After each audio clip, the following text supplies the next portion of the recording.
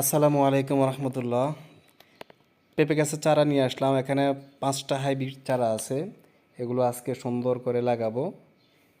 গাছগুলো অনেক সুন্দর আছে। পার পিস 40 টাকা করে পড়ছে। অবশ্যই আমার কাছে 50 টাকা করে চাইছিল। এখানে আমি চারটা 50 টাকা দিয়ে নিয়েছিলাম, 50 টাকা করে, 200 টাকা। চিন্তা করলাম চাচাকে 200 টাকা দিলে অবশ্যই চাচা আর ফেরত দিবে না, এজন্য আরেকটা নিয়ে নিলাম। 5টা নিয়ে টোটাল চাচাকে 200 টাকা দিলাম।